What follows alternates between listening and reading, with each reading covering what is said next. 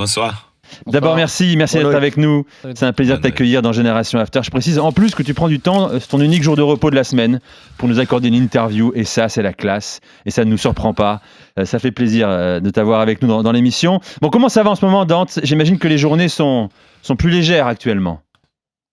Bien sûr, surtout après nos derniers résultats, les journées sont un peu plus légères, bien sûr, parce que les résultats ils font que les journées soient meilleures, plus simples, et donc voilà, on est très content, mais malgré tout, il va falloir encore continuer à travailler très très dur.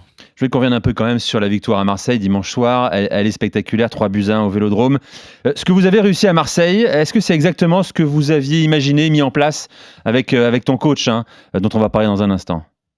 Oui, c'est exactement ça. Nous avons bien étudié l'équipe marseillaise. On a fait un plan pour bien leur contrer dans leur animation offensive. Je pense qu'on a bien réussi. On a bien réussi aussi nos transitions. C'est ça qu'on voudrait. Et donc, le plan, on peut le dire qu'il était parfait. C'est un beau cadeau que t'as fait Igor Tudor, le coach de l'OM, en alignant Vitinha pour son premier match en Ligue 1, premier au Vélodrome. Tu l'as mis dans ta poche, Vitinha?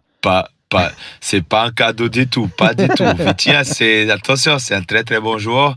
Après, c'est pas évident. Il est encore jeune. Il arrive dans telle ambiance, tel stade. Contre dans un derby, contre une équipe que dernièrement travaille très bien défensivement aussi. Donc non, c'est pas passé un cadeau. Je pense que c'est clair qu'il n'a pas peut-être réussi ses premières 45 minutes, mais je pense qu'il va réussir dans le championnat français. Il va aussi encore marquer beaucoup de buts. Bon, qu'est-ce qui se passe à Nice, Dante? On se pose la question, bien sûr, depuis l'arrivée de Didier Digard le 11 janvier dernier. 4 victoires, Montpellier, Lille, Lens, Nice, un nul à Reims, chez le grand Will Steele. Vous êtes à 6 points désormais de l'Europe seulement. C'était inespéré. On veut savoir ce qui s'est passé. Comment t'expliques ce réveil brutal, forcément attribué à ton coach Digard? Je pense déjà il a réussi à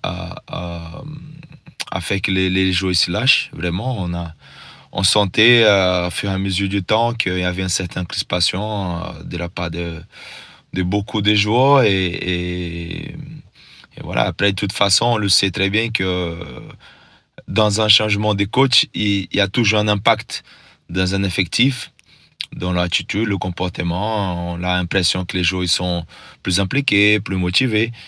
Mais c'est l'être humain qui est comme ça. Et je pense qu'après, c'est que le coach Digard a très bien fait, c'est que nous avons apporté ce que nous avons eu besoin.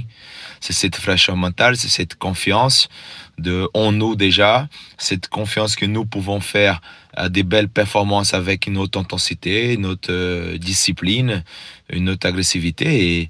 Et il a réussi très bien par son discours, par sa façon d'être, par son leadership qu'il a. Donc je pense que tout ça a eu un gros effet. Simon. C'est Simon. Salut, rebonsoir. Vous avez fini 3e du championnat avec Nice, avec Lucien Favre sur le banc. Il y avait Balotelli, Belhanda à l'époque dans l'équipe. C'est quoi la différence majeure selon toi entre Favre 1 et Favre 2 à l'OGC Nice? Qu'est-ce qui n'a pas marché cette fois-ci? C'est jamais évident de comparer, même si c'est pour la même personne, mais il n'y avait pas le même effectif. Je pense que c'est la première fois qu'elle était ici, on avait une génération quand même elle était différente déjà. Elle était plus autonome. C'était peut-être plus évident de leur gérer et aujourd'hui un peu moins. Malgré que on s'est qualifié quand même en premier en Conference League, malgré que c'était pas constant, mais on a eu quand même certaines performances qu'elle était bien. Et je dis notamment à la fin, avant qu'ils partent, surtout à la fin du premier tour, on a fait une belle série. Voilà. Justement, Dante, tu parlais tout à l'heure des changements. Quels sont les changements les plus notoires entre Favre et Digard? Moi, je te donne un exemple. Est-ce que vous entraînez plus les mêmes jours, 2 fois par jour, 1 fois par jour? Est-ce que les entraînements ont changé? Est-ce qu'il y a plus de ballons, moins de ballons? Le management? Ouais. Alors, on sait que Digard est peut-être plus adapté, comme tu l'as dit, aux nouvelles générations. Il est plus proche de ces générations-là. Ouais, il a plus de codes. Voilà. Il a plus de codes dans la communication, dans l'approche. C'est-à-dire, Et les codes, c'est quoi la nouvelle génération par rapport à l'ancienne? Par rapport à la tienne aussi, d'ailleurs. ouais, mais ça veut dire qu'on le sait comme leur palais. On le sait comment eux, ils s'y sont vexés avec simplement un avis d'un coach, simplement un conseil.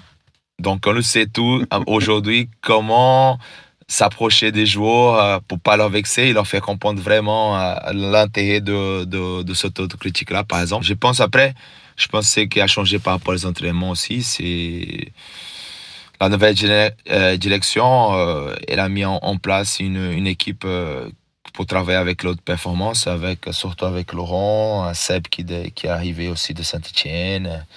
Il y a Gislain aussi qui reste avec nous, qui font un travail aussi remarquable, on peut le dire. Et ça a changé. Il y a beaucoup plus d'intensité, beaucoup plus de rythme, beaucoup plus de dynamique. Et ça, on voit que ça nous fait du bien. Tandis qu'avant, on était plus sur la tactique, sur l'idée du jeu. Et je pense qu'ils ont très bien fait de hausser notre intensité, notre agressivité et discipline sur les entraînements pour justement pouvoir mettre ces idées-là en place. Tu parles depuis tout à l'heure, Dante, de cadres, des dirigeants notamment, qui ont besoin de mettre quelque chose en place pour que les entraîneurs soient performants. Donne-nous un peu ton avis, toi, sur ce qui se passe avec ce Nice d'Ineos depuis 2-3 ans et sur ce qui est en train de se mettre en place actuellement. Tu as parlé de Gisolfi qui est arrivé. Il y a des personnes compétentes comme Jean-Claude Blanc aussi. Est-ce que tu sens que voilà, il y a une cellule performante qui vient d'arriver. Est-ce que tu penses que ça va dans le bon sens? Et est-ce que tu n'étais pas aussi un peu frustré comme nous sur les dernières années? Voilà, j'aimerais bien avoir ton avis là-dessus. C'est clair que quand vous avez un tel investisseur avec cette potentiel-là, tu attends tout vite et tout de suite. Et c'est pas ça qu'ils ont fait. Ils ont d'abord étudié l'environnement, étudié la situation, et ça a pris du temps. Ça a pris du temps à leur faire comprendre ce que nous avons vraiment besoin. Et puis, je vais faire une parenthèse aussi. Comme vous me parlez des 2-3 ans, je tiens à vous dire aussi que Julien Fournier, il était très, très, très, très performant et il avait beaucoup, beaucoup de qualités aussi. Je pense que la façon des Ineos voit les choses à 2-3 ans en arrière, c'est pas la même qu'ils voient aujourd'hui. Eh oui. C'est ça la différence. C'est ça vraiment la différence. Mais là, j'ai vraiment l'impression qu'il y a l'arrivée de Fabrice Bocquet, Jean-Claude Blanc, Gisolfi. Oui, J'ai l'impression quand même qu'il y a eu un coup d'accélérateur là sur les dernières semaines quand on voit l'intersaison, c'était un peu compliqué. On savait pas qui s'occupait du recrutement. Mais évidemment, c'est pour ça qu'eux, ils ont compris. Eux, ils ont compris que avant de tenir un projet, de mener un projet, il faut des gens qui cadrent, qui montrent la voie aux gens. Et ça, c'est le plus important. Quand on voit M. Blanc qui va débarquer, tu dis, waouh, ok. Bouquet, il est là, il a déjà prouvé ses compétences.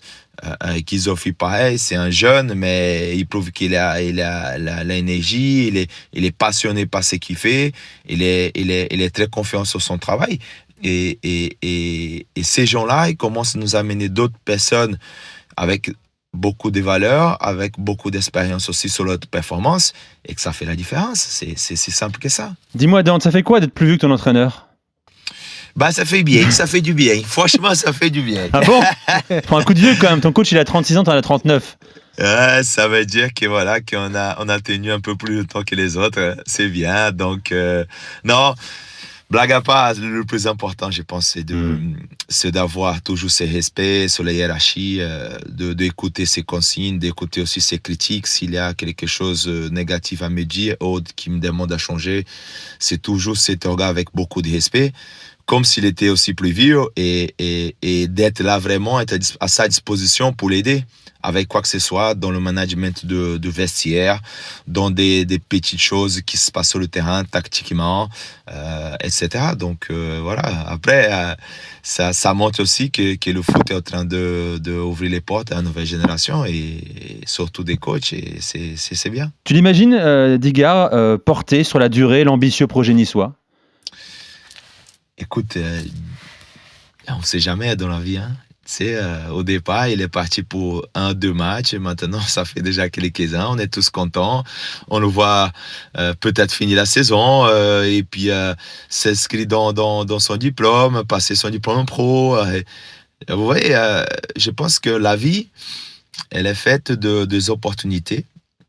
Et ce que tu fais avec les opportunités que nous avons, c'est que ça. Comme il est en train de la profiter, pourquoi pas? S'il continue avec Pourquoi cette pas? moyenne de points par match, les dirigeants vont forcément peut-être y réfléchir au Bon, moins. faut rappeler que Francaise à Lens avait démarré aussi dans des circonstances En Ligue 2. en Ligue 2 en étant intérimaire et il avait continué avec Gisolfi. Donc peut-être que ça Exactement. va prendre ce Exactement. chemin-là. Il faut ouvrir la porte à tout, les portes à tout, parce que le foot, ça va tellement vite. Je dis toujours, il n'y a pas de séance exacte.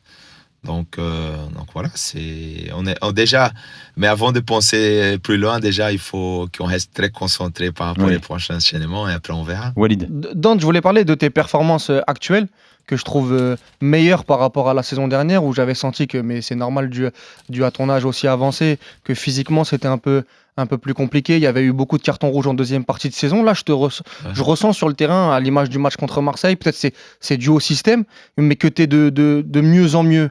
Qu'est-ce que tu en penses, toi? Tu te sens mieux là, cette saison ou c'est une fausse impression? Non, je me sens mieux, oui. Oui, vous avez raison. Après, je pense que c'est vrai que la saison dernière, j'ai eu un coup de moins bien parce que ces 3 cartons rouges, c'était en 3 semaines, d'affilée en plus. Et ça m'a frustré un peu. Et ça m'a gâché un peu la saison dernière. Je pense que la saison dernière était aussi bonne, mais comme vous dites, là, il m'a frustré. J'étais moins bon, moins frais mentalement, moins frais physiquement. Et cette saison, j'ai pas eu ces coups-là. Ces coups des moins de fraîcheur, tant physique qu'en mental. Et ça me fait du bien. Ça me fait du bien parce que il y a beaucoup des épreuves et je l'apprends toujours avec beaucoup de discipline, de professionnalisme et voilà.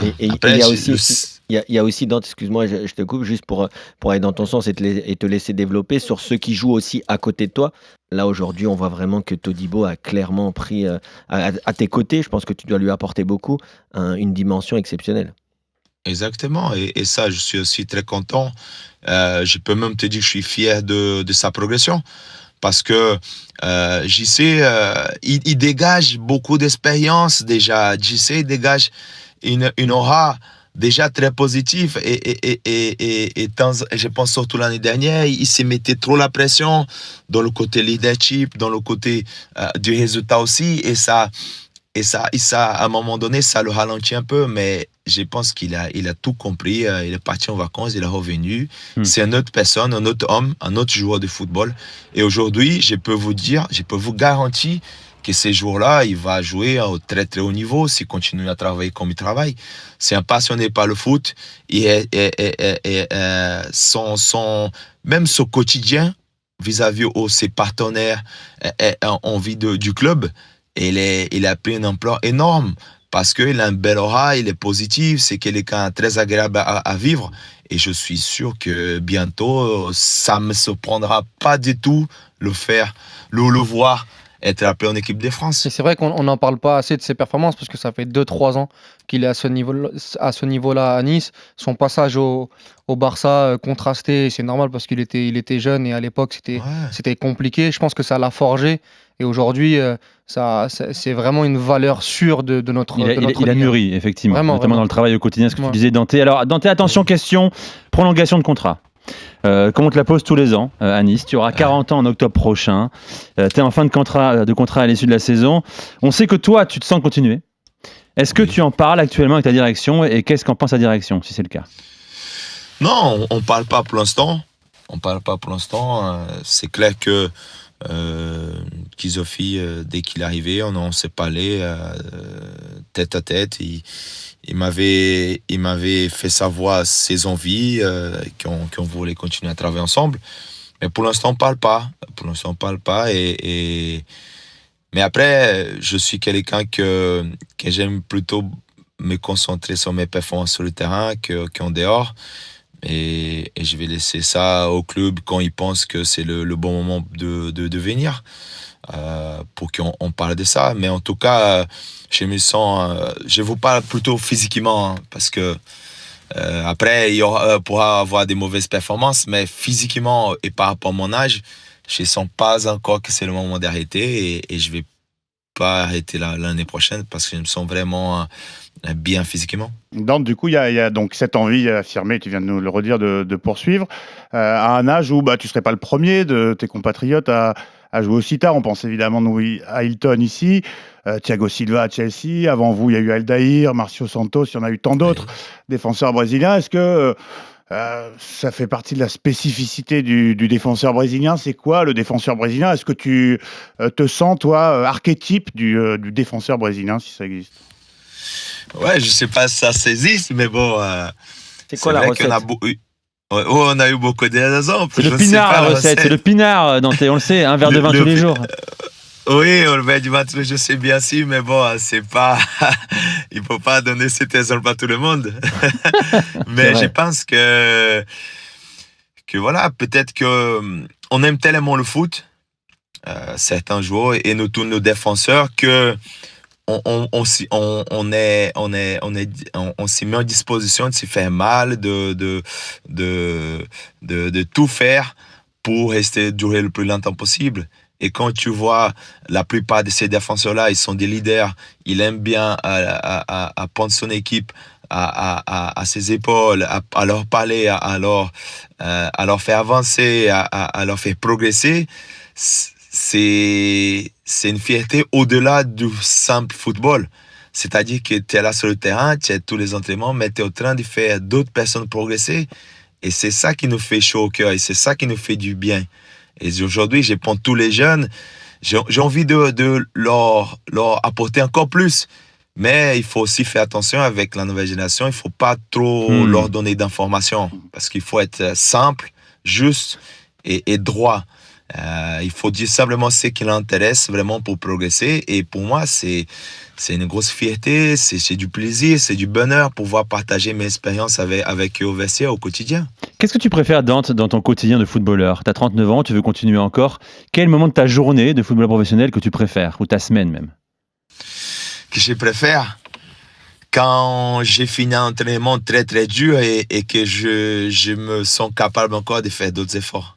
Ça, c'est le moment que je préfère. C'est parce que c'est ça qui me donne l'assurance que je suis encore et j'y vais rester encore.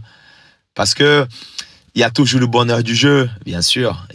On fait beaucoup de choses avec le ballon de toute façon.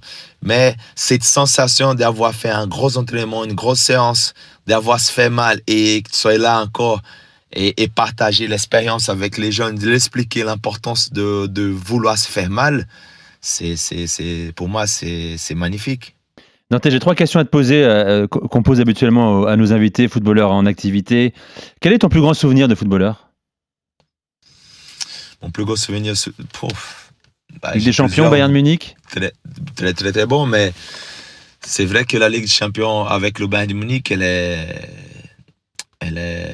c'est quelque chose d'extraordinaire. Après, je suis entre deux parce que le jour où j'ai marqué avec l'équipe nationale dans ma ville, qui avait toute ma famille, toutes mes amis, tout ça, et j'ai vu beaucoup de gens pleurer après mon but contre l'Italie. C'est aussi un moment extraordinaire parce que j'ai joué dans cette stade-là que 2 fois dans ma vie, et une fois c'était l'équipe nationale avec tous mes parents, toute ma famille, tous mes amis.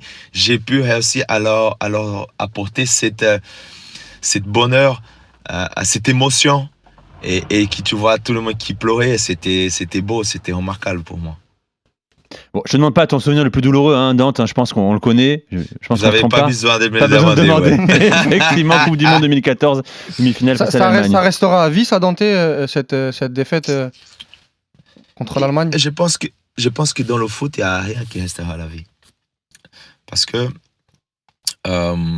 c'est bien beau de dire ouais, j'ai gagné la Champions League. Ouais, oui, mais c'est passé. Si tu peux nous partager un peu d'expérience, c'est bien. Après, c'est du passé. Il faut passer. Le foot, et on a un souvenir, comment on peut dire, on oublie les choses tellement vite. Mais tellement vite. Les victoires, les trophées, les gens ils oublient tellement vite qu'il ne faut pas que les mauvais souvenirs, il ne faut pas que tu le gardes à vie. Parce que là, sinon, tu te sabotes, pour moi. C'est intéressant. C'est bien ce que tu dis, c'est parfois dur de le faire, hein, d'oublier les mauvais souvenirs. Dernière question, quel est l'attaquant le plus fort sur lequel tu as eu à défendre? Pendant toute ma carrière? Oui. Il y a plusieurs. Ah oui, j'imagine. Le plus Oui. impressionnant. Il y a plusieurs, mais on peut dire que Lewandowski, c'était... Il me faisait chier de temps en temps. Quoi, les appels de balles, les contre-appels? Il l'a connu les- contre Dortmund, c'était quand même un sacré Ah spécimen. ouais, déjà au Borussia. Ouais. Ouais. Et à l'entraînement, déjà, parmi tes coéquipiers? Aussi, Lévi. D'accord, évidemment. Et justement, C'est quelqu'un qui travaille à 100% tous les jours. Il s'y donne à fond tous les jours. Dans les duels, il ne calcule pas. Il va vraiment avec une grosse agressivité. Et c'est ça qui fait qu'il tient encore aujourd'hui. Il garde cette agressivité offensive que parfois les gens ils confondent, hein, sa qualité technique et sa qualité de buteur avec son agressivité pour marquer un but. Et ça s'entraîne aussi. Et à c'est Nice, pour ça que moi, il est fort. et à Nice, Mario Balotelli, évidemment. L'attaquant. ouais. Ah, attention, sur Sinon, les cette entraînements, saison, Mario l'entraînement. était plus tranquille. Sur l'entraînement, Mario était un peu plus tranquille. Hein. Il était très tranquille même. Mais là, je pense cette qu'on saison a réussi à... je pense qu'on a réussi à trouver un bon client là. Hein. Mofi, terrain, et c'est pas mal. Hein. Ah c'est oui, pas mal. tu vois déjà à l'entraînement que c'est fort, effectivement. Oui. Je peux vous dire que son premier entraînement, il a marqué 4 buts, mais là, il était avec moi. Il faut bien le dire, il faut bien le souligner. Mais il était déjà très, très en forme. Dante, c'était un plaisir de t'accueillir dans Merci. Génération Merci After. beaucoup. On va te suivre en Merci, Ligue 1, Dante. bien sûr, la remontée folle du gym et également en Coupe bravo. d'Europe, hein, 8e de finale. Vous jouerez pas les barrages, vous Ligue Europa Conférence. Ce sera un objectif ambitieux parce que quand je vois le plateau, je me dis que c'est possible. Hein. Moi, je vois comme épouvantail la Lazio, West Ham, Villarreal, Istanbul Başakşehir et le GC Nice. Il faut avoir de l'ambition. Il faut de l'ambition là. Bien sûr. Vous allez la gagner, Bien sûr, Dante. il faut. Bien sûr. Malgré qu'il y a des grosses équipes, mais il faut rêver. Il faut rêver avec ça et il faut pas la jouer pour la jouer. Il faut pas se dire ouais, on a joué, bon, si on perd, bah c'est pas grave. Non.